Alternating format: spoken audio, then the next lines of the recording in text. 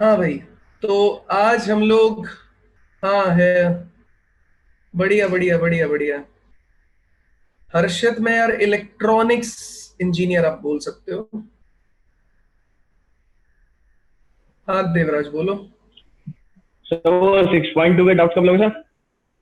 6.2 के डाउट भी ले लेंगे, थोड़ा पढ़ा लेने दो मेरे को एक बार, एंड में ले लेंगे यार। Okay sir. ठीक है। वर्धन, क्या बोल रहा था वर्धन, कहाँ गया? हैंड रेस करो लड़के, फिर पढ़ाऊंगा आगे। आ, अनंत, आज थोड़ा पढ़ाएंगे पहले। नहीं, ओके सिमरन। श्रेयस, टेंजेंट वाले क्वेश्चन अभी नहीं पढ़ा है, अभी कराएंगे। चलिए यार स्टार्ट करते हैं। लास्ट क्लास में जहां तक हम लोगों ने छोड़ा था, 6 जुलाई का ईओडी का है। ईओडी एट 6 जुलाई, एक मिनट, ये रहा, मिल गया मिल गया। वहां से आज मैं आपको एक बढ़िया क्वेश्चन दूंगा, सॉल्व करेंगे हम लोग। ठीक है, उसके बाद आगे बढ़ेंगे यार, है ना। ये हमने कर लिया था क्वेश्चन, कोई दिक्कत नहीं थी। इसमें हम लोगों को क्वेश्चंस आगे और सॉल्व करने थे, तो आइए जरा इसको देखते हैं पहले। ये क्वेश्चन है आपको, सॉरी कट गया लगता है ना। ये क्वेश्चन है अपने को, ये क्वेश्चन सॉल्व करना है अपने को। क्या क्वेश्चन है सामने देखो, find the intervals of monotonicity of the following function.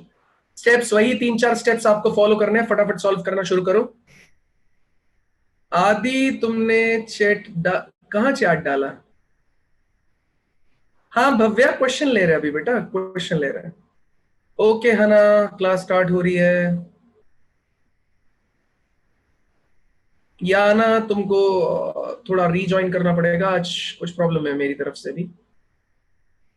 चलिए स्टार्ट हो जाइए, सॉल्व कीजिए। क्वेश्चन आपके सामने, आपको इंटरवल ऑफ मोनोटोनिसिटी कैलकुलेट करना है।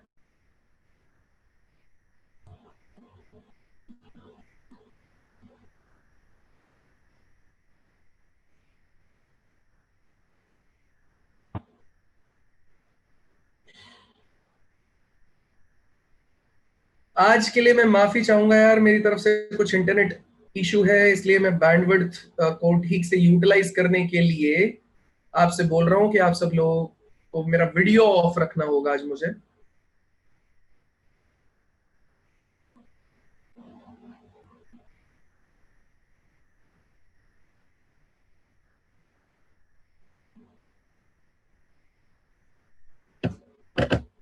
सामने क्वेश्चन है, आपको इंटरवल ऑफ मोनोटोनिसिटी कैलकुलेट करना है।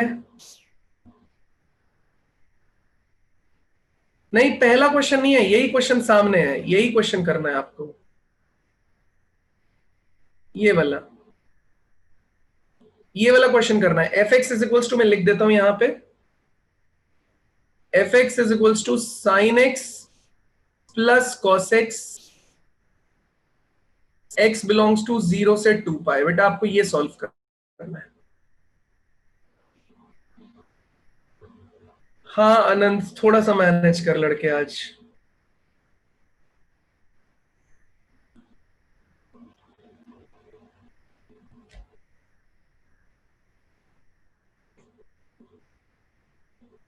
अदिति बोलो।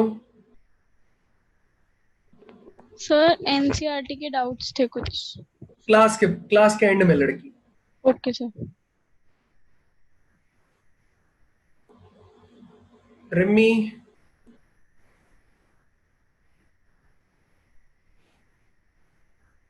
रिमी,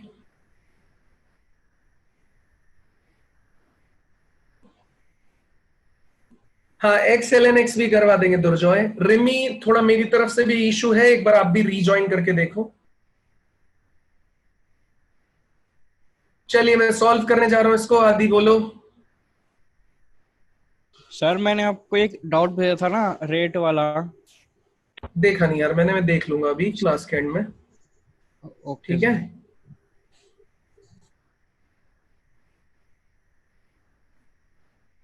क्वेश्चन है मोनोटोनिसिटी फाइंड करना है आपको, मतलब इंटरवल ऑफ इंक्रीजिंग डिक्रीजिंग। चलिए स्टार्ट करते हैं। मैं आपको स्टेप्स बता देता हूं, मैंने कल भी आपको स्टेप्स बताए थे जो लास्ट क्लास थी। सबसे पहले हम एफ डैश एक्स कैलकुलेट करेंगे। सेकेंड हम एफ डैश एक्स को क्या करेंगे, 0। वहां से हम कैलकुलेट करेंगे क्रिटिकल पॉइंट्स। ये स्टेप्स लिख रहा हूं मैं, ठीक है। उसके बाद उन क्रिटिकल पॉइंट्स पे हम लोग इंटरवल फाइंड करेंगे मोनोटोनिसिटी का। जहां भी f dash x greater than equal to 0 होगा वहां पे increasing,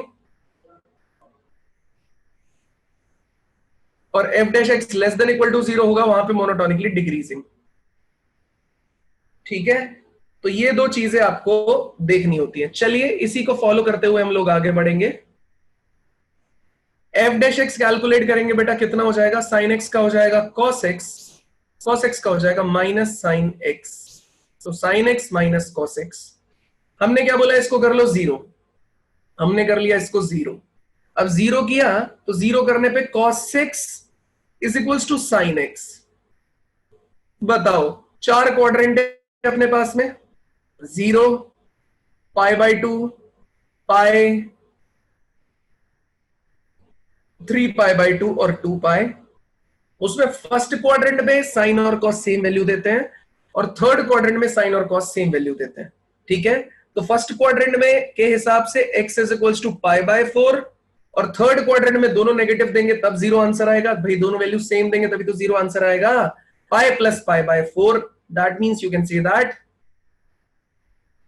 this is your π/4 and this is 5π/4, right. अब हम आगे बढ़ेंगे यार, ठीक है। हाँ चलिए अब हम आगे बढ़ेंगे। तो x इज इक्वल्स टू π/4 और 5π/4, मेरे पास दो ऑप्शन आ गए हैं, ठीक है। अब मुझे क्या करना है, क्रिटिकल पॉइंट अपने पास फाइंड हो गए, π/4 और 5π/4। अब मुझे देखना है कि इनको नंबर लाइन पे प्लॉट कर लेते हैं। तो नंबर लाइन पे हम लोगों ने इसको कर लिया प्लॉट। यहां आ जाएगा 0, यहां पे आ जाएगा π/4, यहां पे 5π/4, और यहां पे आ जाएगा 2π। यहां आ जाएगा 0, π/4, 5π/4, और यहां पे आ जाएगा 2π। अब देखिए, आपको कुछ नहीं करना है, आपको एक्स्ट्रा दिमाग लगाना ही नहीं है। ये तो अपनी तरफ से खत्म ही हो गया, मतलब ही नहीं है। इक्वल टू 0 करके हमारे पास नंबर आ गया था, तो इसे रहने देते हैं। अब मुझे एफ डैश एक्स को अलग से लिख लेते हैं। यहां पे नीचे आ जाता है। अपने पास अपना वीडियो चालू ना करें, वो मेरे बैंडविड्थ को कंज्यूम करेगा और उससे नुकसान हो जाएगा, हमारा क्लास कट होना स्टार्ट हो जाएगा। यह आ जाएगा cos x minus sine x, ठीक है। तो cos x minus sine x आ गया एफ डैश एक्स। इसका मतलब 0 से π/4 के बीच में आप कोई भी वैल्यू सेलेक्ट करो, इसके अंदर सब्स्टिट्यूट करो और साइन स्कीम लिख लो। ऐसे 2π से बड़ी, हमको चाहिए सिर्फ 0 से 2π के बीच में। हम इतने ही सेक्शन के बारे में बात करेंगे, इससे आगे नहीं करेंगे, क्योंकि क्वेश्चन में ऑलरेडी हमको बोला गया है 0 से 2π, ठीक है। तो बस 0 से हम इसके बीच में ही बात करेंगे। तो आप बताइए जरा थोड़ा सा सोच समझ के, एफ डैश एक्स से मेरे पास cos x minus sine x, तो 0 से π/4 में कोई एंगल बताओ। मान लेते हैं आपका π/6, उसे डाला तो f डैश π/6 मतलब कितना हो जाएगा, cos π/6 minus sine π/6। cos π/6 is √3/2, sine π/6 is 1/2। ये आंसर आ जाएगा √3 minus 1 divided by 2 which is positive. इसका मतलब इसके बीच में साइन कैसा आ गया, पॉजिटिव। फिर π/4 से 5π/4, इसके बीच में आप कोई भी वैल्यू सेलेक्ट कर लो। तो मैंने चूज कर लिया π/4 से 5π/4 के बीच में x is equals to pi. उसे उठा के सब्स्टिट्यूट करो तो f dash pi is equals to cos pi minus sine pi. cos pi is -1, sin pi is 0, that means it is a negative quantity। तो बस ये साइन स्कीम लिखते में नेगेटिव क्वांटिटी लगा दीजिए। उसके बाद आगे बढ़ते हैं, 5π/4 से 2π, 5π/4 से तो x is equals to 3π/2 choose कर लेते हैं। 5π/4 थर्ड क्वाड्रेंट में कोई भी नंबर चूज कर सकते हो, ये आपकी मर्जी है। बाय 2 डाला तो cos 3π/2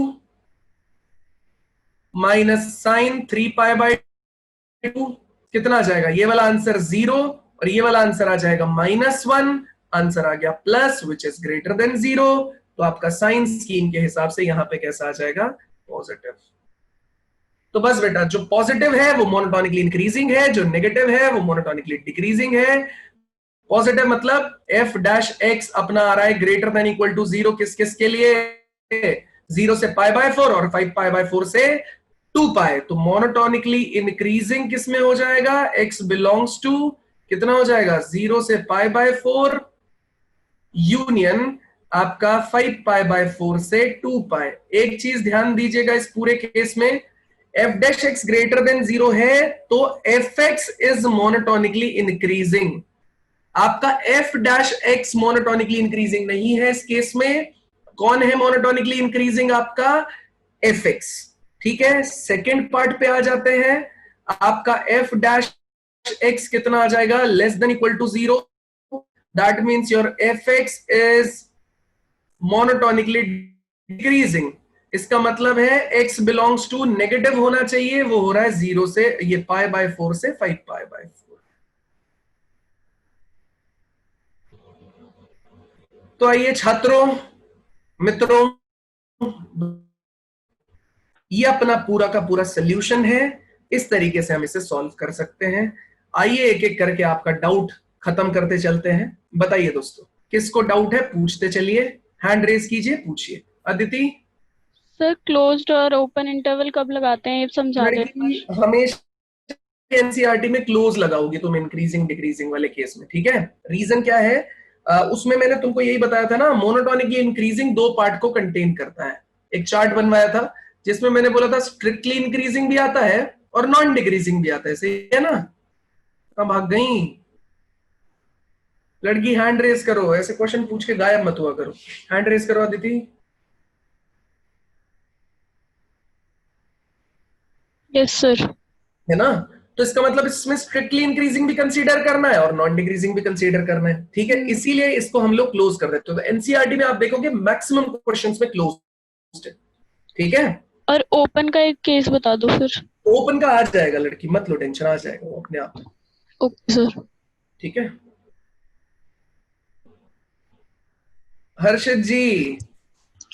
हाँ सर, ये π/4 कैसे आया, x is equals to cos x और sin x। आप बताओ मेरे को, cos x और sin x वो दोनों कहां पे इक्वल टू 1 होंगे, वो जगह बताओ मेरे को। फर्स्ट और थर्ड। फर्स्ट और थर्ड में कौन से हाँ। वैल्यू पे, π/4 पे। हाँ सर। cos x की वैल्यू कितनी आती है 45 डिग्री पे, 1/√2। हाँ, और sin x की भी कितनी आती है 1/√2। 1/√2। तो इसलिए बराबर हुए ना। हाँ जब ठीक है बराबर सर। होंगे तभी तो 0 आएगा। हाँ और थर्ड क्वाड्रेंट में क्या हो जाता है, फर्स्ट क्वाड्रेंट के एंगल को थर्ड क्वाड्रेंट में ले जाना हो तो आप क्या करोगे, पाई ऐड कर देते हो उसमें। हाँ तो पाई प्लस π/4 आ गया, ठीक है सर। ठीक है। और कोई डाउट किसी को भी नहीं है तो चैट में फटाक से यस और डन लिखो। एक बच्चे को डाउट है, मैं थोड़ा सा कट शॉर्ट कर देता हूँ।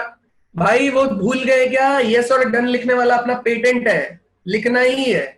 अपने को तभी मजा आता है जब आप लोग फुल रिस्पॉन्ड करो और क्लास एकदम ऐसा लगे जैसे मैं आपके सामने बैठा हूं।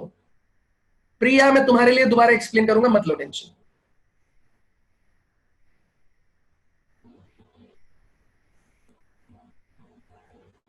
चलिए प्रिया और बाकी लोग, तो मैं इन शॉर्ट बताना चाहता हूं कि इस क्वेश्चन में क्या होगा। अगला XLMX वाला क्वेश्चन आपके सामने आने वाला है। देखो बच्चे, सबसे पहले ये स्ट्रैटेजी आपको फॉलो करनी है जो मैंने यहां पे लिखा हुआ है, मैं साइड में लिख रहा हूं स्टेप्स। सबसे पहले f डैश x करो, f डैश x को 0 करके क्रिटिकल पॉइंट्स निकालो। आपने f डैश x निकाला, उसको 0 किया, ये देखो पॉइंट्स आ गए। क्रिटिकल पॉइंट्स के बाद उसे नंबर लाइन पे प्लॉट करो, ये इंपॉर्टेंट स्टेप्स में आता है। नंबर लाइन पे अब देखो 0 से 2π पे मैंने इसको क्यों रेस्ट्रिक्ट किया, क्योंकि इसने बोला हुआ था 0 से 2π। नहीं बोला होता तो ना मैं 0 लेता ना 2π लेता, π/4 और 5π/4 लिखा रहने देता।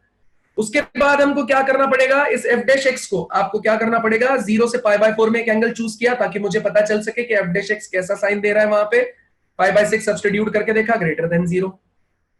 π/4 से 5π/4 में मैंने चेक किया कैसा दे रहा है, तो हमें पता चला ये π/4 से 5π/4 के बीच में कैसा एंगल दे रहा है आपको। यार वैल्यू चूज कर ली मैंने, पाई ले लिया, सब्स्टिट्यूट करके चेक कर लिया, लेस देन 0। 5 पाई बाय 4 से 2 पाई में पॉजिटिव ग्रेटर देन 0। जहां पॉजिटिव होगा एफ डैश एक्स, ये एफ डैश एक्स की साइन स्कीम है, जहां पॉजिटिव होगा एफ डैश एक्स वहां पर एफ एक्स मोनोटोनिकली इंक्रीजिंग होगा। तो बस पॉजिटिव कहां हो रहा है, 0 से पाई बाय 4, 5 पाई बाय 4 से 2 पाई। और जहां पे मोनोटोनिकली डिक्रीजिंग होगा वो पोर्शन हो गया पाई बाय 4 से 5 पाई बाय 4 मोनोटोनिकली डिक्रीजिंग। ठीक है दोस्तों, देवराज क्या पूछना चाहते थे तुम? बिल्कुल जसमीत, क्लोज ब्रैकेट हमने यूज किए हैं क्योंकि ये कॉन्सेप्ट है अपना स्ट्रिक्टली इंक्रीजिंग वाला। सर हाँ इसको बताओ। सर इसको 10x करके कर सकते हैं क्या? हाँ कर सकते हैं रोहित। ठीक है सर। Okay done. चलिए बहुत अच्छे दोस्तों, एटलीस्ट आप अच्छा क्वेश्चन। अनंत क्या हुआ बच्चे बताओ? अरे कहां भाग गया आज की क्लास अनंत? का सर, आज की क्लास सर क्वेश्चन की है? नहीं बेटा, कॉन्सेप्ट भी है। हेलो। हाँ ठीक है सर, ठीक। कॉन्सेप्ट भी है। तुम क्या देहरादून में हो क्या? अरे अनंत चलो भाई सामने सॉल्व करो, इंटरवल्स ऑफ मोनोटोनिसिटी निकालनी है आपको। अरे प्रत्युष कितना 20,000 बार यस लिख दिया है तुमने।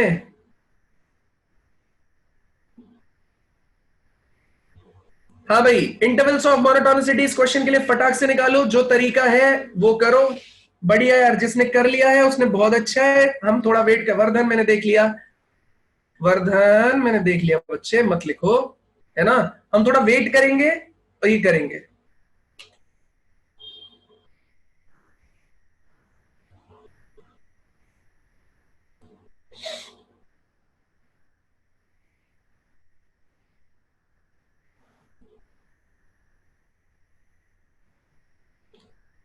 प्रिया बेटा ये क्वेश्चन सामने देख लो, आप लोग क्वेश्चन यहां भी लिखा हुआ है, आप देख सकते हैं यार। ये 3 क्वेश्चन थे, एक हमने कल कर लिया था, एक आज अभी किया है, एक ये करना है सेकंड वाला, यही।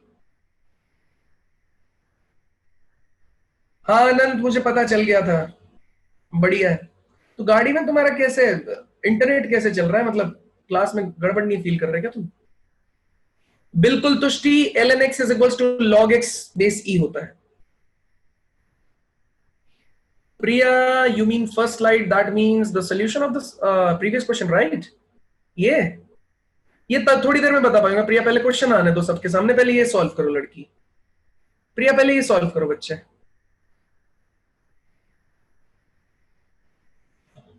सॉल्व कीजिए।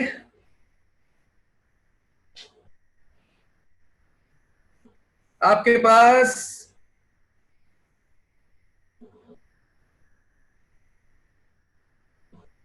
अच्छा तुषार, ओके बढ़िया यार, तुम्हारा डेडिकेशन अच्छा लगा मुझे।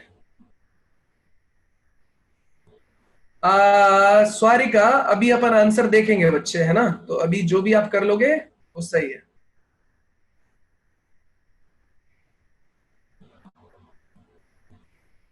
कोई नहीं आदि, जो भी आंसर आ रहा है उसे आप रख लो, अभी अभी हम डिस्कशन करेंगे इस पे।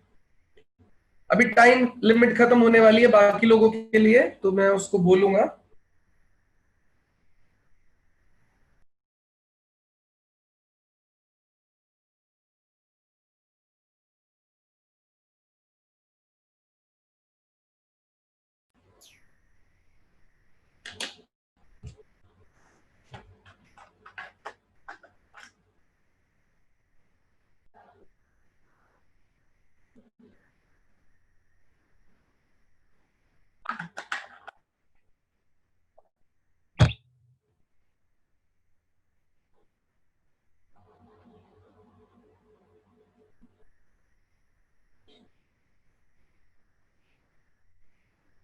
चलिए दोस्तों सॉल्व करते हैं इसको यार।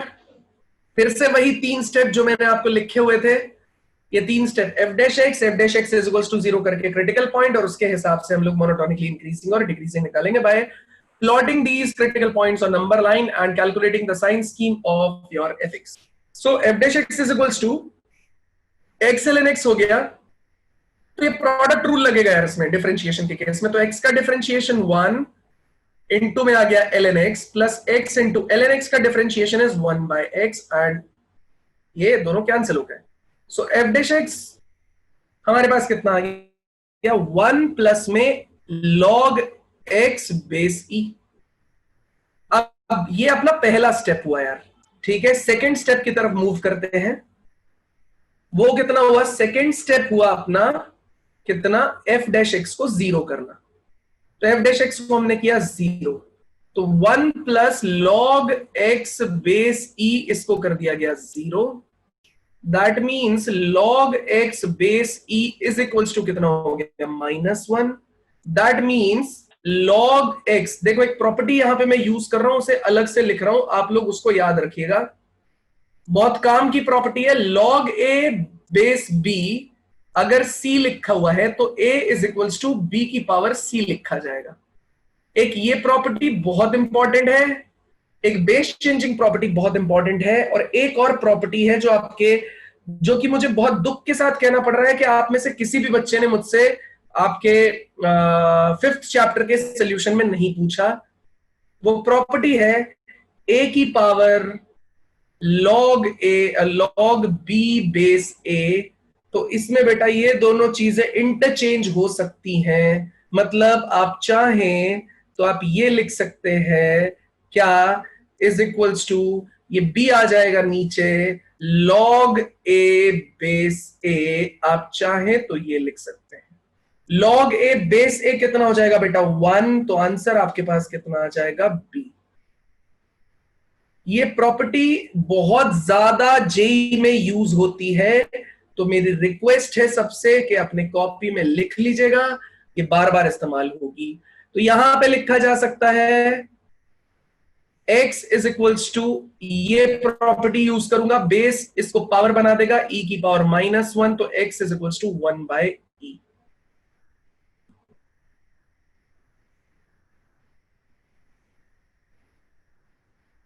ठीक है, बिल्कुल ओके, ऑल राइट यार, बहुत अच्छे, अगर आपने 11th में पढ़ा था ये तो। नेक्स्ट है यार, देखो x आ गया, अब नंबर लाइन पे प्लॉट कर लो इसको। अब एक ही पॉइंट आया तो 1 बाय e नंबर लाइन पे हो गया प्लॉट। ठीक है, एक चीज देखो, पहली चीज x ln x था ना, तो ये चीज याद रखना है आपको कि log x यहां पे लिखा हुआ है, देखो x log x base e, तो मैंने आपको ऑलरेडी बताया हुआ है कि x के अंदर हमेशा ग्रेटर देन 0 वैल्यू ही सब्सटीट्यूट होगी। तो ये यहां पे कंफर्म है कि 0 से पीछे हम नहीं चेक करेंगे, क्योंकि ये है तो x की वैल्यूज ही ना, जब नंबर लाइन है तो x की वैल्यूज है, उसी की तो वैल्यू है, इसीलिए 1 बाई e रखा है, ये हम चेक नहीं करेंगे। तो 1 बाई e से कोई बड़ी क्वांटिटी ले लेते हैं यार।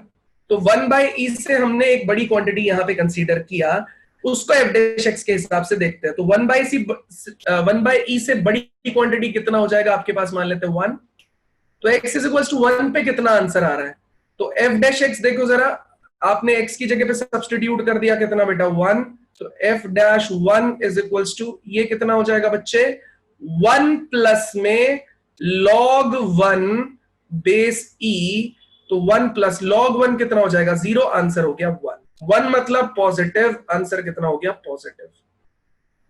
इसी तरीके से 0 से 1 बाय e के बीच में कोई एक वैल्यू सब्स्टिट्यूट कर दीजिए, तो मान लेते हैं x इज इक्वल्स टू, अब देखो 1 बाय e आपके पास आ रहा है, 1 बाय e से कोई भी एक बड़ी क्वांटिटी बता दो, हल्की सी बड़ी छोटी क्वांटिटी कोई भी ले लेते हैं।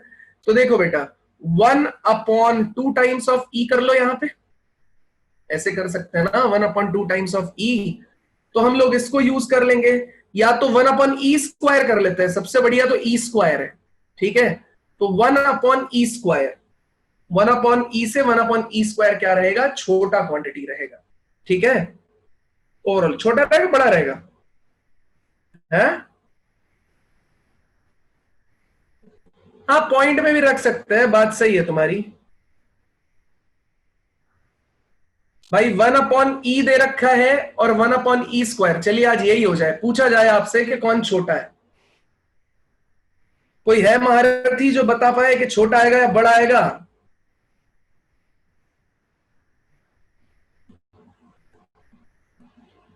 स्क्वायर वाला छोटा आएगा। 1/2 को देख लो, 1/2 और 1/4 में कौन छोटा होता है? ये छोटा होता है 1/4, तो 1/e स्क्वायर। फायदा हो जाएगा उससे आपको। तो x इज इक्वल्स टू हमने ले लिया 1/e²। f डैश x देखो बेटा ये कितना हो गया 1 प्लस लॉग में कितना आ जाएगा 1/e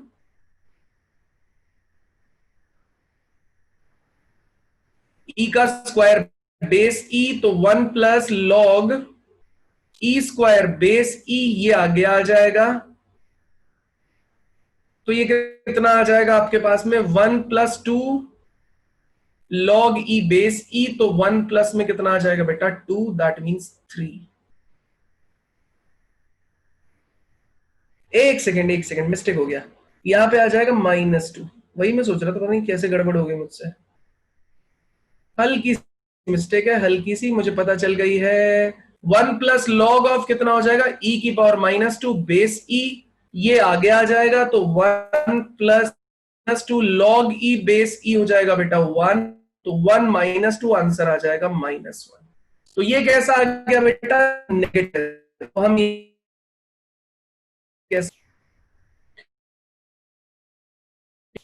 हाँ हाँ सर, अरे वीडियो मत स्टार्ट करो। हाँ वो मुझे पता है वॉइस लैग हो रही है, एक बार रुक जाओ। तो अभी तो आंसर ही लिख रहे हैं ना, वॉइस का कोई काम ही नहीं है। तो यहां पे लिखेंगे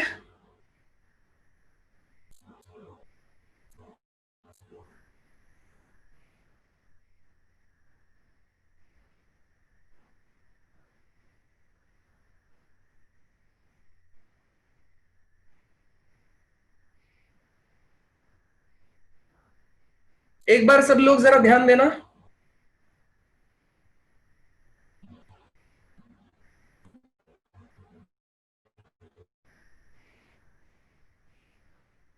हाँ दीपांशु, 0 से छोटा मैंने इसलिए नहीं लिया लड़के, क्योंकि log x बेस e वाले केस में ना ये x हमेशा क्या होना चाहिए आपका, log x में ये x हमेशा ग्रेटर देन 0 होना चाहिए।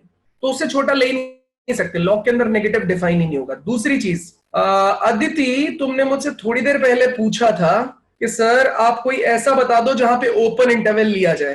तो ये जो 0 है ना लड़की, ये ओपन इंटरवल में है, 1/e क्लोज्ड इंटरवल में है, 0 आपका ओपन इंटरवल में है, क्योंकि x इज इक्वल टू 0 पे आपका फंक्शन डिफाइन नहीं हो रहा है, इसलिए आपको 0 को ओपन लेना पड़ेगा।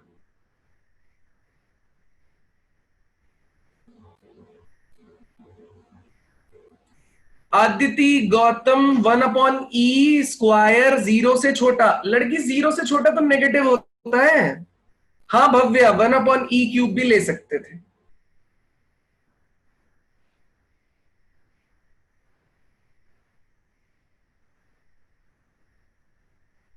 बढ़िया है प्रत्युष, बहुत बढ़िया, सीख रहे हो तुम, यही अच्छी बात है। चलिए यार मैं एक बार फिर से थोड़ा सा आपको बता देता हूं ब्रीफ। ये क्वेश्चंस अच्छे हैं आपकी एनसीईआरटी के, काफी डाउट इनसे निकल जाएंगे।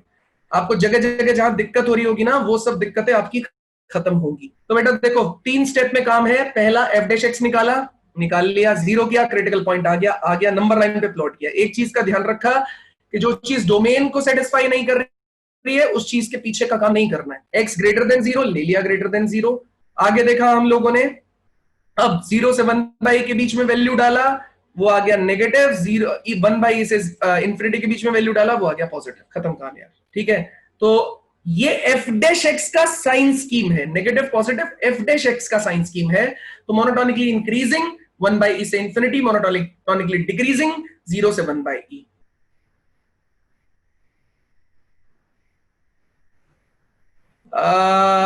बिल्कुल तुष्टि करवाएंगे, आप टेंशन ही मत लो, करवाएंगे। चलिए चलिए आगे बढ़ते हैं बच्चे, और आगे बढ़ते हैं। एक मजेदार क्वेश्चन कराते हैं, उससे एक कॉन्सेप्ट आपका क्लियर होगा। यहां तक अगर किसी को दिक्कत नहीं है तो प्लीज चैट में यस और डन लिख दो। आज वापस से माहौल बन रहा है आप लोगों के साथ, थोड़ा मजा आ रहा है। यस और डन आना चाहिए, ऐसे फटाफट 50-60 यस डन आ जाए।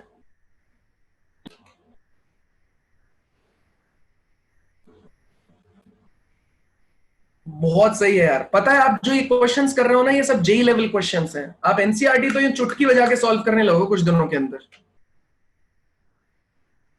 चलिए दोस्तों बहुत बहुत धन्यवाद, आगे बढ़ते हैं, धन्यवाद। ये इसके सोल्यूशन है यार, यहाँ पे देखो मैंने लिखा हुआ है सब कुछ, तो आप लोग प्लीज ट्राई कर लीजिएगा, है ना, देख लीजिएगा सारी चीजें। 1/e से इन्फिनिटी, 0 से 1/e, सारी चीजों को ध्यान में रख के काम किया गया है। अगला क्वेश्चन आपकी स्क्रीन पे है दोस्तों। अब कितना, यस, एक ही आदमी 100 बार लिख दिया है।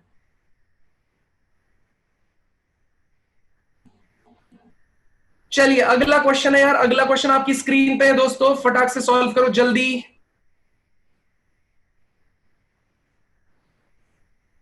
बिल्कुल, स्टेप अप फंक्शन, जल्दी सॉल्व करो बच्चे।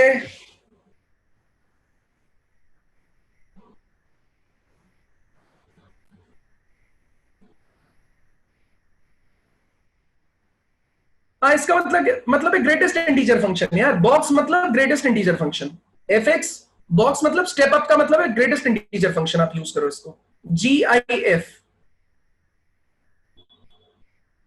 उसको स्टेप अप भी बोलते हैं। एक स्टेप डाउन फंक्शन भी होता है यार, वो आपको मैं किस दिन टाइम मिलेगा तो बता दूं। Step up function is greatest integer function बच्चा। अक्षत वत्स, अक्षत तुम्हारा, तुम अक्षत वैभव, अक्षत वत्स, मैं तुमसे पूछ रहा हूं तुम वैभव हो क्या? अक्षत के नाम से कर रहे हो क्या तुम लॉगिन? ओके यार,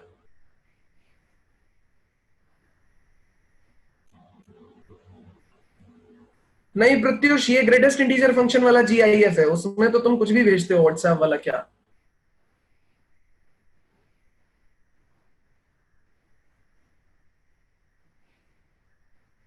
ये क्वेश्चन से आपको एक बहुत बढ़िया चीज पता चलेगी।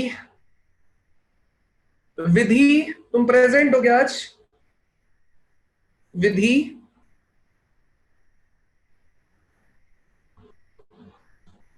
वैभव, वैभव नहीं क्लास ले रहा क्या विधि?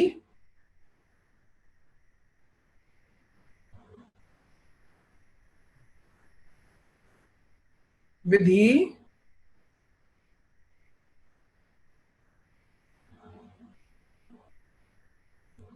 ओके विधि, कोई बात नहीं।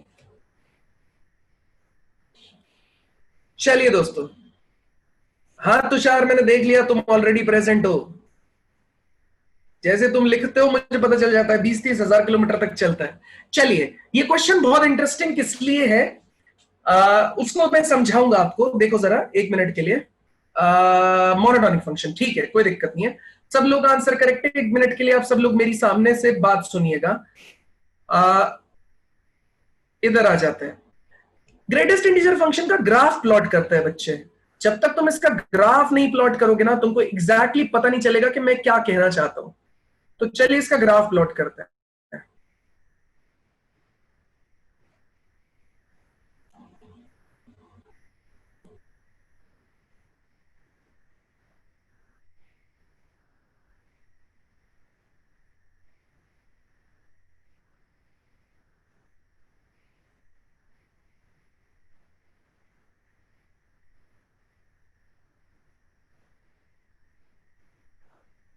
यही होता है ग्राफ इसका। अभी बनाऊंगा, प्रॉपर बन जाएगा। अभी 1 मिनट दे दो बस मेरे को।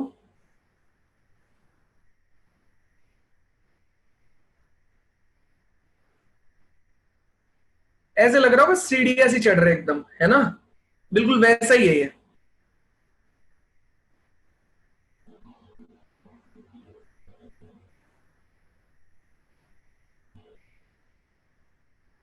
ये आ जाएगा 1, ये आ जाएगा 2, ये आ जाएगा 3, ये आ जाएगा 4, ये आ जाएगा 0, ये आ जाएगा -1, ये आ जाएगा -2, ये आ जाएगा -3। ये है बॉक्स X, ठीक है। अब इस पूरे ग्राफ को आप थोड़ा सा ऑब्जर्व करना। हाँ, वैल्यूज डाल रहा हूं बच्चे, डाल रहा हूं। बिल्कुल प्रखर, एकदम सही बोल रहे हो तुम। अभी देखो सामने, देखो एक बार सामने देखो बेटा, सामने देखो सब लोग। हाँ प्रत्युष, अब देखो ये ग्राफ का ना थोड़ा सा हम क्या करेंगे, एनालिसिस करेंगे। कैसे? 0 से 1 तक कांस्टेंट, एकदम से 1 पे जंप करके यहां पे पहुंच गया 1, फिर 1 पे पूरा कांस्टेंट, एकदम से जंप करके यहां पे पहुंच गया 2, फिर 2 पे कांस्टेंट जंप करके आ गया 3, यहां पे -1, यहां पे -2, यहां पे -3। तो बच्चे हम सिर्फ इतना बताना चाहते कि ये ग्राफ देखो, ये ग्राफ ऐसा है, यूं फिर बढ़ गया, फिर यूं, फिर बढ़ गया, फिर यूं, फिर बढ़ गया, फिर यूं, फिर बढ़ गया। मतलब ये ग्राफ इंक्रीज तो हो रहा है। अगर मैं पूरा देखूं, मैं ये नहीं बोल सकता स्ट्रिक्टली इंक्रीजिंग है, लेकिन मैं ये बोल सकता हूं कि ये ग्राफ इंक्रीजिंग है, नॉन डिक्रीजिंग ग्राफ है, ये भी बोला जा सकता है। तो इसने बोला है, is it a strictly increasing function for x belongs to r? तो no, it is not a strictly increasing function. उसका रीजन देखो, मैं दो चीजें और बताऊंगा आपको। मैंने कुछ चीजें बताई थी, कॉन्टिन्यूअस फंक्शन से या डिसकॉन्टिन्यूअस फंक्शन होने से आपके इंक्रीजिंग या डिक्रीजिंग होने पे कोई इंपैक्ट नहीं आता। इसका मैं एक और एग्जांपल दूंगा आपको। अभी अभी आप इतना समझो, इंक्रीजिंग होने पे या डिक्रीजिंग होने पे आपका कॉन्टिन्यूअस या डिसकॉन्टिन्यूअस फंक्शन कोई इंपैक्ट नहीं डालता। This function is discontinuous in nature, but this is a monotonically increasing function. That means we can say that it is a non-decreasing function, and we cannot say that we confirmly say that this is not a strictly increasing function, because ये एक interval form करेगा। ये fx है, आप 1 से 2 के बीच में ये कांस्टेंट फंक्शन है, 1, 2 से 3 के बीच में कांस्टेंट फंक्शन है, 3 से 4 के बीच में कांस्टेंट है। तो अगर आप डिफरेंशिएट करोगे इसको, तो ये पूरा इंटरवल 1 से 2 के बीच में आंसर 0 देगा आपको। यहां से 2 से 3 के बीच में आंसर 0 देगा, 3 से 4 के बीच में आंसर 0 देगा। तो ऐसे केस में हमने बोला था स्ट्रिक्टली इंक्रीजिंग फंक्शन में आपके पास क्या होना चाहिए, कुछ लिमिटेड नंबर ऑफ पॉइंट्स होने चाहिए, या आप बोल सकते हो काउंटेबल पॉइंट्स होने चाहिए, या डिस्क्रीट पॉइंट होने चाहिए, जहां पर आपका फंक्शन क्या हो जाए बेटा, क्या होना चाहिए, 0 हो सकता है। लेकिन इसमें क्या हो रहा है, हाँ, वहां भी हमने बोला था इंटरवल फॉर्म नहीं होना चाहिए, लेकिन यहां पे इंटरवल फॉर्म हो रहा है। समझ गए पूरी मेरी कहानी? तो मेरा इसका ये मतलब है, ग्राफ देख के क्लियरली पता चल रहा है हमको कि स्ट्रिक्टली इंक्रीजिंग नहीं होगा, लेकिन हाँ, ये नॉन डिक्रीजिंग फंक्शन रहेगा। दूसरा, एक चीज यहां पे जो मुझे सबसे इंपॉर्टेंट आपको बताना है, वो मुझे ये बताना है कि ग्राफ की कॉन्टिन्यूटी या डिसकॉन्टिन्यूटी पे, ग्राफ की कॉन्टिन्यूटी या ग्राफ की डिसकॉन्टिन्यूटी कोई इंपैक्ट नहीं डालती है उसके इंक्रीजिंग या डिक्रीजिंग होने पे। तो उसके लिए मैं क्या कर रहा हूं, एक एग्जांपल दे रहा हूं आपको। यहां देखो, ऐसे बढ़ा या ओपन किया, यहां से उठाया और बढ़ा दिया। ये ग्राफ डिसकॉन्टिन्यूअस है, लेकिन this graph is strictly increasing in nature. ठीक है, ये ग्राफ डिसकॉन्टिन्यूअस है, लेकिन ये ग्राफ लगातार बढ़ता जा रहा है। ठीक है, बढ़ता ही जा रहा है, वो कम नहीं हो रहा है। तो ये ग्राफ आपका सिंपल है। अक्षत इसे मैथमेटिकली नहीं, इसे प्रॉपर्टीज का यूज करके डायरेक्टली प्रूव कर सकते हैं अक्षत। ठीक है, मैथमेटिकली प्रूव करने के लिए तो आपको वही चीजें चूज करनी पड़ेंगी अक्षत। नॉन डिक्रीजिंग वाले केस में आपने क्या पढ़ा है, बेसिक प्रूफ आपका क्या है, x1 x2 चूज करो। अगर x1 x2 आपके डोमेन को बिलोंग करना चाहिए, और if fx1 is greater than equals to fx2, तो आप इसे बोल सकते हो कि नॉन डिक्रीजिंग है। ठीक है, तो वो इसका बेसिक डेफिनेशन वाला पार्ट है, उस पर भी बात हो जाएगी। अभी बहुत सारे फंक्शन यूज करने पड़ेंगे उसके केस में। ठीक है, हाँ, वो तो इंटरवल बोला है ना अंशुल, तो अभी मैं आ रहा हूं, उस पर भी आ रहा हूं। तो ये ग्राफ जो है ना, ये मोनोटोनिकली इंक्रीजिंग फंक्शन है बेटा, and this function is discontinuous at this point, लेकिन उसके बावजूद भी मोनोटोनिकली इंक्रीजिंग है। तो कॉन्टिन्यूटी या डिसकंटिन्यूटी आपके ग्राफ पे कोई इंपैक्ट नहीं डालती है। ठीक है, अब आप मुझसे एक एक करके अपने डाउट पूछ सकते हैं। एक एक करके डाउट पूछते जाइए, मैं सारे डाउट्स क्लियर करता हूं। बताइए ईश्वर। सर इसका डिफरेंशिएशन क्या होगा?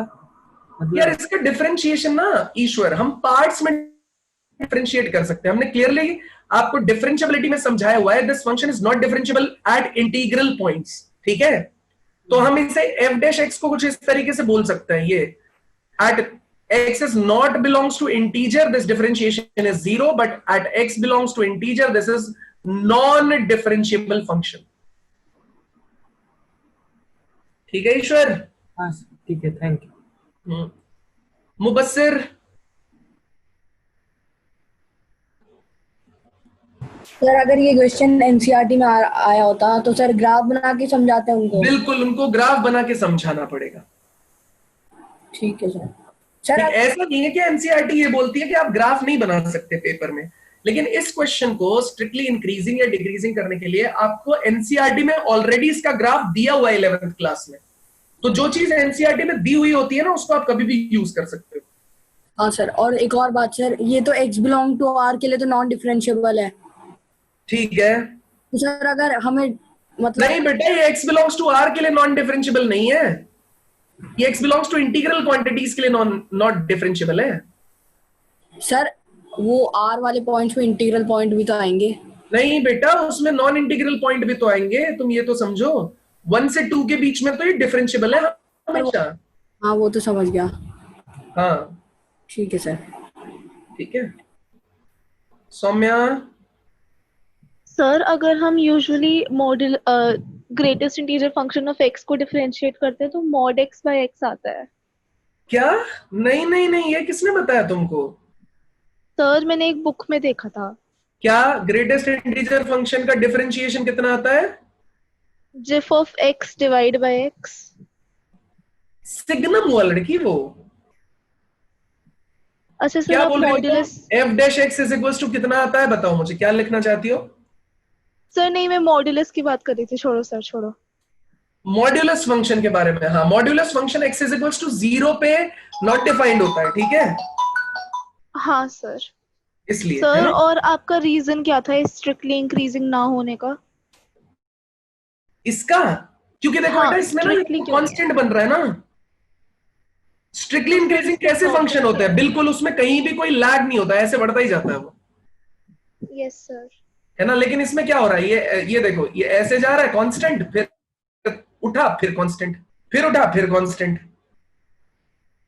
अच्छा ठीक है, तो ये नॉन डिक्रीजिंग हो गया। हाँ ठीक है सर। देवराज, सर बेसिकली हम ये कह सकते हैं ना, जैसे 2 और 3 के बीच में इंटरवल के बीच में कांस्टेंट आया जा रहा है, 2 और 3 के बीच में, हाँ तो ये नॉन डिक्रीजिंग हो गया क्योंकि हमें एक इंटरवल मिल गया, हाँ। तो पॉइंट्स नहीं मिले इसलिए हम इसे स्ट्रिक्टली नहीं कह सकते। मैं वापस से समझा नहीं, मैं कहीं और था, बताओ, वापस बताओ। सर मैं कह रहा था कि जैसे 2 और 3 के बीच में कांस्टेंट आया जा रहा है, बिल्कुल। तो 2 और 3 इंटरवल मिल गया, ऐसे 3 4 है, 1 2 है और बहुत सारे हैं। हाँ तो सही बात तो है, हमने पढ़ा था ना भी 1-2 दिन पहले। हाँ सर, पॉइंट्स नहीं मिले इसलिए ना। हाँ, डिस्क्रीट पॉइंट की जगह इंटरवल बन गया इसमें, तो दोनों रीजन करेक्ट है इसके।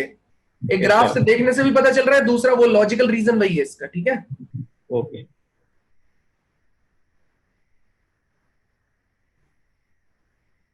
हाँ प्रत्युष, होता है लीस्ट इंटीजर, उसी को स्टेप डाउन बोलते हैं, लेकिन वो यूजुअली यूज नहीं होता, आईआईटी जेईई भी यूज नहीं करता उसको, आप मत लो टेंशन। हाँ भाई बताओ। सर ये जो यहाँ कांस्टेंट हो रहा है इसमें क्लोज इंटरवल में है। कौन सा वाला केस? ये सर हाँ, ये कांस्टेंट है इसमें, नहीं नहीं, क्लोज इंटरवल है। ये जो सर्कल लगा हुआ है ना, ये बता रहा है कि 3 पे ये वैल्यू ये नहीं देगा, 3 पे 3 मिल जाएगा। और वो जो 2 के ऊपर है वो, हाँ सब यही बता रहा है, वो यही बता रहा है। देखो ये क्या बोलता है, ग्रेटेस्ट इंटीजर फंक्शन आपको क्या बोलता है, अगर आपने इंटीग्रल क्वांटिटी सब्स्टिट्यूट कर दिया तो आंसर इंटीजर आ जाएगा। हाँ ठीक है, तो देखो तुम 2 सब्स्टिट्यूट करोगे, ये किसकी लाइन है? 1 की, तो इसमें नहीं मिलेगी ना आंसर, यहां मिलेगा ना, हाँ इसलिए। हाँ ठीक है सर। ठीक है, हाँ। एक सेकंड प्लीज, आप लोग एक बार होल्ड पे रहिएगा, एक सेकंड, आप एक सेकंड दीजिए मुझे।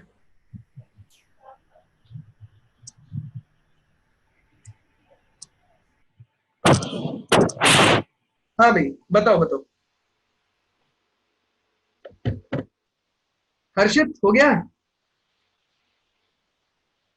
चलो Deepanshu.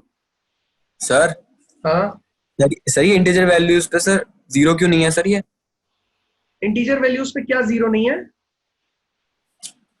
Sir? f dash x, क्योंकि इंटीजर वैल्यू पे नॉट डिफाइंड हो रहा है लड़के, कॉन्टिन्यूअस ही नहीं है, तो उसका डिफरेंशिएशन कैसे निकालोगे? तो डिफरेंशिएशन डिफरेंशिएबिलिटी की वजह से आता है।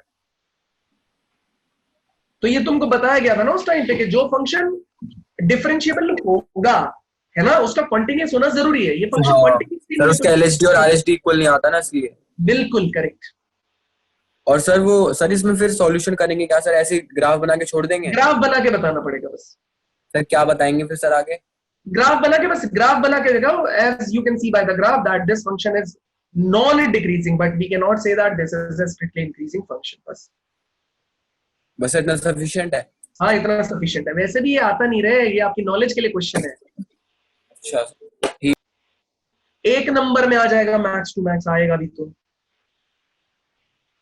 ठीक है, ऐश्वर्य नहीं, अश्वत्थामा। अबे क्या, कितना बड़ा नाम रख ला है यार। अनम्यूट नहीं हो पा रहे यार तुम। आज मैंने पहली बार देखा है तुमको तो। पॉज हो गया, क्या हो गया, कहाँ गए सब लोग? अनंत। सर हाँ, सर आवाज आ रही है? आ रही है। सर इस जो क्वेश्चन दिया सर आपने, इसका आंसर होगा क्या सर, या फिर सर आपने कुछ समझाया है? कौन सा, ये वाला? हाँ सर यही। हाँ, ये इससे ये समझाया है ना कि आपका ग्रेटेस्ट इंटीजर फंक्शन जो है वो स्ट्रिक्टली इंक्रीजिंग हाँ नहीं है, वो हाँ। नॉन डिक्रीजिंग फंक्शन है। अच्छा सर, ये ठीक है सर, डिक्रीज ठीक है, नहीं बस हो ये रहा है ना? ठीक है। हाँ हाँ सर, हाँ डिक्रीज तो नहीं होगा सर। सर ये पूछा था क्योंकि सर आपने ऐसा कहा था इसे सॉल्व करो, तो सर मैं सॉल्व करने बैठ गया सर, कई कई बार ये डिक्रीजिंग ही आ रही थी। नहीं नहीं, ये डिक्रीज नहीं हो रहा है ये फंक्शन। ठीक है, अश्वत्थामा यार, तुम्हारा हैंड डाउन कर रहा हूं मैं क्योंकि तुम नहीं अनम्यूट हो पा रहे। आगे बताओ यार, आगे बढ़ना है मेरे को, जल्दी बताओ। प्रखर,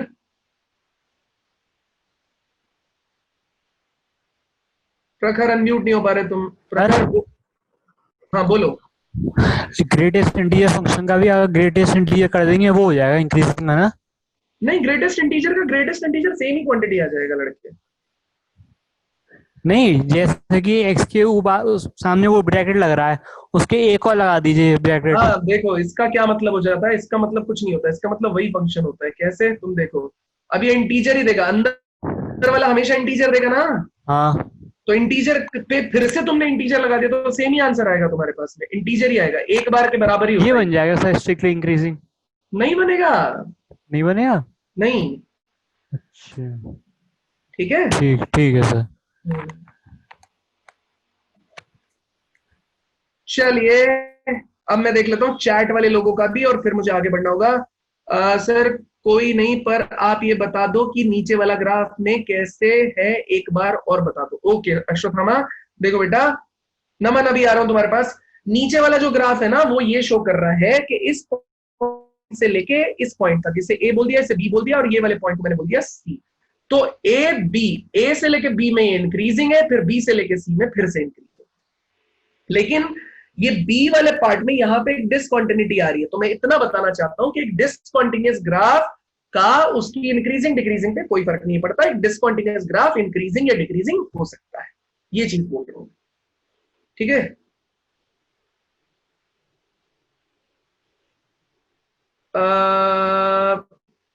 एक सेकंड यार, मुझे आप ऊपर जाने दो। किसी और ने कोई डाउट तो नहीं पूछ लिया? नहीं, अदिति 2 से 3 को बिलोंग करता होता तो भी इंक्रीजिंग नॉन डिक्रीजिंग आता आपके पास। सही है। और उसमें ग्राफ बना के समझा दिया तो उन्हें कितने मार्क्स मिल, काट लेंगे, सारे काट लेंगे प्रत्युष, सिर्फ एक नंबर दे देंगे। बिल्कुल, जेई मेन में ऐसे क्वेश्चन आते हैं? नहीं दीपांशु, कभी कभी आते हैं, हमेशा नहीं आते। चलिए आगे बढ़ते हैं यार। कुछ लोगों ने बोल दिया गो फास्टर, मतलब उन्हें ऐसा लग रहा है कि टाइम वेस्ट हो रहा है। तो एक बार रुक जाओ, आगे बढ़ते हैं। नमन। सर जैसे एक बच्चे ने पूछा था डबल बॉक्स एक्स, तो सर वो उसकी वैल्यू तो बॉक्स एक्स के इक्वल ही आएगी, बिल्कुल क्योंकि सर पहले में इंटीजर बन गया, दूसरे में तो इंटीजर ही रहेगा, चेंज होगा ही नहीं। सही बात है एकदम। ठीक है सर, थैंक यू। चलो भाई, ये क्वेश्चन आपके सामने, फटाक से ट्राई मारना है आपको, जल्दी सॉल्व करो। क्वेश्चन आपके सामने, स्टार्ट करो जरा। ठीक है अश्वत्थामा, मैं बता दूंगा। क्वेश्चन आपके सामने, ट्राई करो जरा।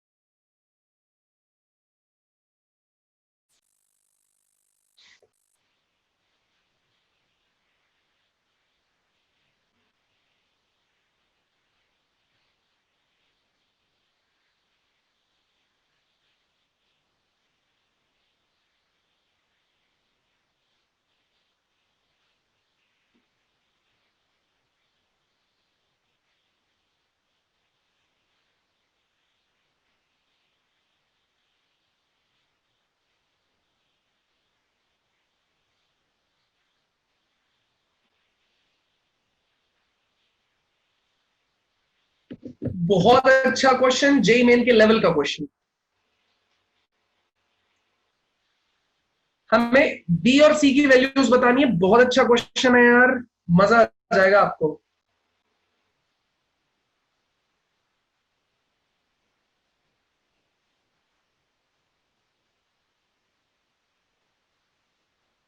मोनोटोनिक का मीन्स होता है सिमरन के इंक्रीजिंग या डिक्रीजिंग किस सेक्शन में।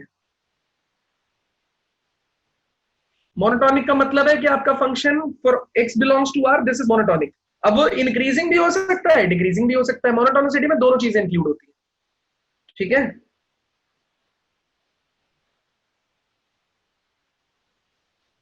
करो जल्दी, कर रहा हूं अदिति।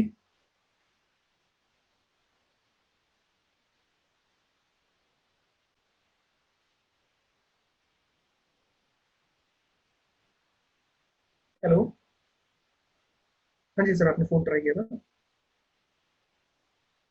मैं सेक्टर 15 से।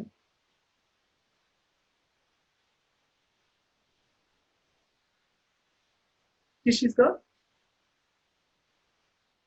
नहीं नहीं यार, कोई रिक्वायरमेंट नहीं।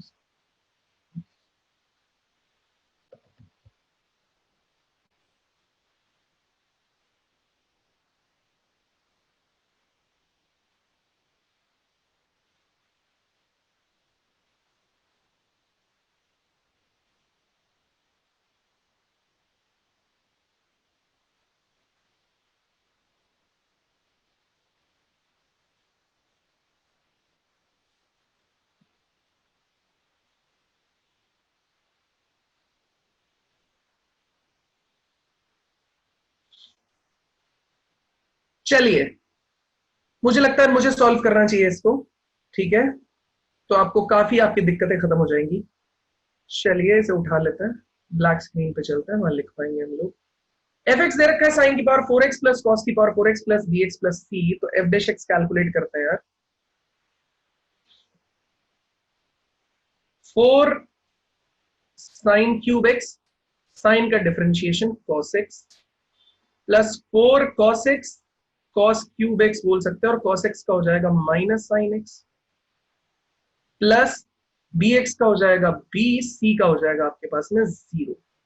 तो जब c का डिफरेंशिएशन 0 हो रहा है ना, तो इसका मतलब यहां से मुझे पहली चीज तो पता चल गई कि c चाहे मैं कुछ भी रखूं कोई दिक्कत नहीं है, that mean c belongs to r, ठीक है। आप 1 डालो, 2 डालो, -1 डालो, कुछ भी डालो, आंसर उसका डिफरेंशिएशन से 0 ही होना है, ठीक है। तो c must be belongs to r, ठीक है। पहली चीज क्लियर हो गई। अब मेरे पास रह गया सिर्फ b। तो देखो F dash x is equals to ये sine cube x cos x minus 4 cos cube x sine x plus B. आप इसको देखो बेटा, मैं 4 यहां से साइन एक्स कॉस एक्स बाहर निकाल लेता हूं, तो मेरे पास बचेगा साइन स्क्वायर एक्स यहां से, कॉस स्क्वायर एक्स यहां से, प्लस में b, that means f dash x आपके पास आ जाएगा। ये 4 साइन एक्स कॉस एक्स को एज इट इज रखो, ये आ जाएगा माइनस कॉस 2x, ये कॉस 2x का फॉर्मूला होता है, प्लस में बी। यहां से देखिए इसका मैं 2 यहां पे यूज कर लूंगा, तो F dash x is equal to 2 times of 2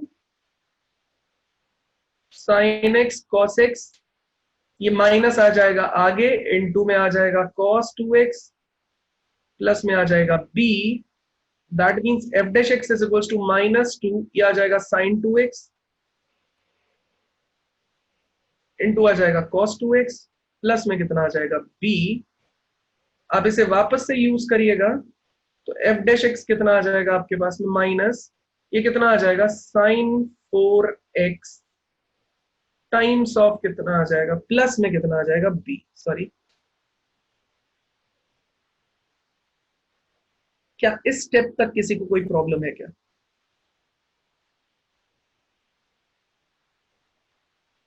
क्या किसी को इस स्टेप तक कोई प्रॉब्लम है क्या?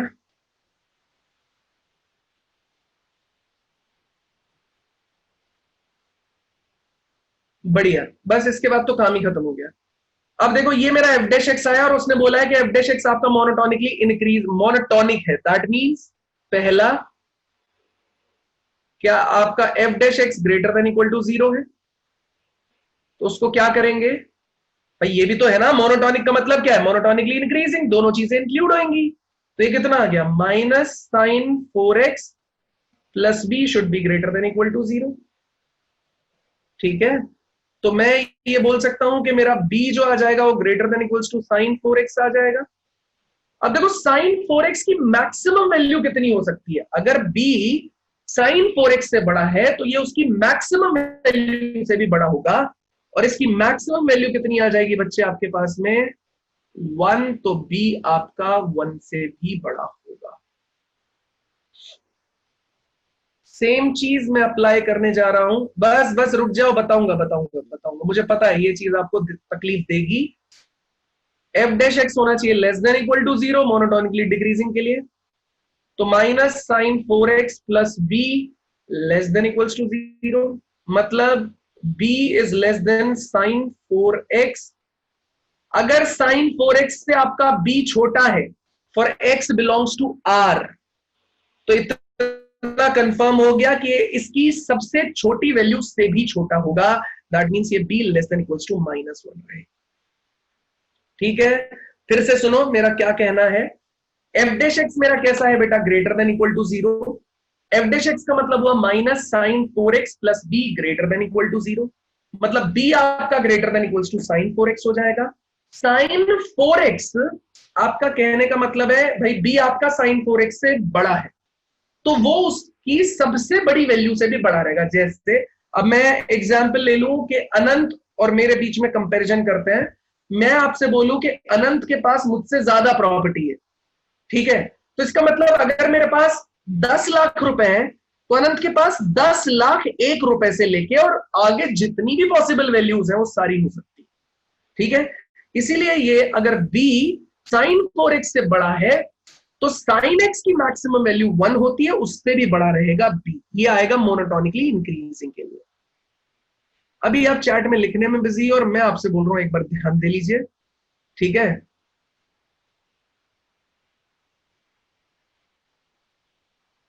मोनोटोनिकली डिक्रीजिंग की अगर बात करें तो F dash x less than equal to 0, that means अगर मेरा एफ डैश एक्स मैंने उठा के डाला लेस देन इक्वल टू 0, मैंने बोला b ये इधर जाएगा, b मेरा less than equal to sine 4x। अब साइन 4x की वैल्यू मिनिमम कितनी हो सकती है, b मेरा साइन 4x से छोटा है। अब कैसे बोलूंगा छोटा है का मतलब, वही सेम एग्जांपल ले लो। अब अनंत मेरे से बोल रहा है कि अनंत और मेरे बीच में कंपैरिजन हुआ, अनंत को बोला गया कि अनंत के पास मुझसे ज्यादा प्रॉपर्टी है। अब इसका मतलब है अनंत का जो मिनिमम अमाउंट होगा ना वो भी मुझसे ज्यादा होना चाहिए उसके बैंक में। ठीक है, तो वही चीज बोली है, इसकी मिनिमम वैल्यू कितनी हो जाएगी, -1, b उससे भी छोटा होना चाहिए। तो अगर मैं बोलूं ये पूरा का पूरा किसके लिए परफॉर्म किया गया है, क्योंकि x चल रहा है इसके अंदर, x बिलोंग्स टू r के लिए, तो मैं आपको बोल सकता हूं कि b मेरे पास होना चाहिए -∞ to -1 union 1 to ∞, and c belongs to r। ये मेरी दो वैल्यूज हो जाएंगी। अब आ जाइए जरा, मुझे पता है आपके बहुत सारे डाउट है, अब मैं एक एक करके डाउट लेना शुरू करता हूं।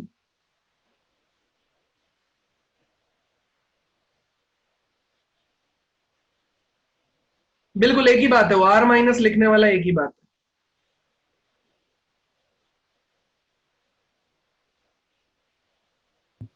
हाँ भाई देवराज बताइए। सर अभी तक आपने वाला केस बताया क्या जहाँ पर एफ डैश एक्स सीधा ही 0 के इक्वल आ रहा है? सीधा ही 0 के इक्वल आ रहा है मतलब एफ डैश एक्स 0 के इक्वल आ रहा है, ना 0 से बड़ा ना 0 से छोटा, एग्जैक्ट वैल्यू।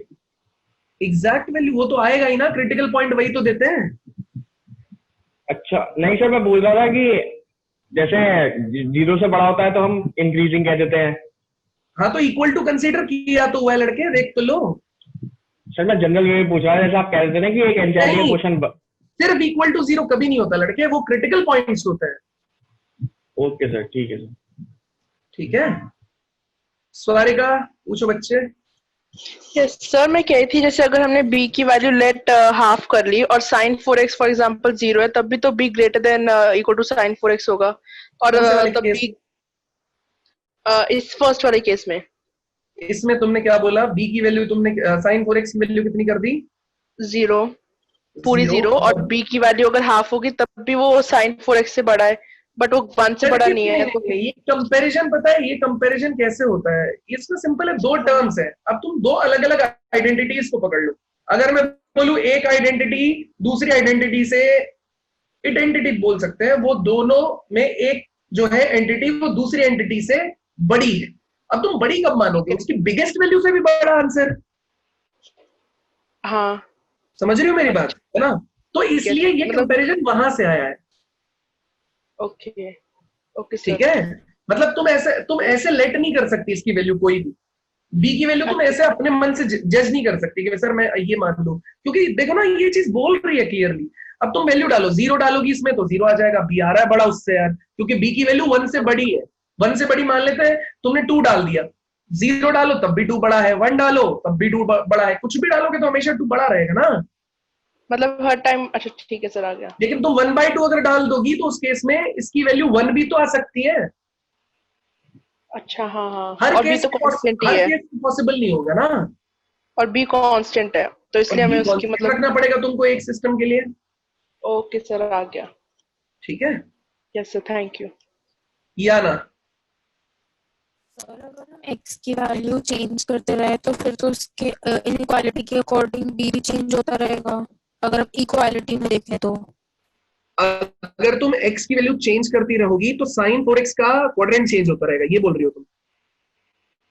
नहीं सर, जैसे sin 4x की वैल्यू सपोज 1/2 आ गई for any value of x, तो फिर b greater than equal to 1/2 आ गया। नहीं, यही तो मैं समझा रहा हूं। देखो ये चीज कुछ और बोल रही है, ये तुमने डिसाइड कैसे करोगी? तुमने बोला कि सर मैं b की वैल्यू 1/2 ले लेती हूँ और sin x की, जैसे अभी वो बोल रही थी सॉरी कि ये वैल्यू से ले लेती हूँ तो भी ग्रेटर हो जाएगा। मैं ये बोलना चाहता हूँ तुमने कैसे डिसाइड किया कि b की वैल्यू 1/2 आई? नहीं सर, वो तो x की वैल्यू पे डिपेंड करेगा ना। नहीं, यही तो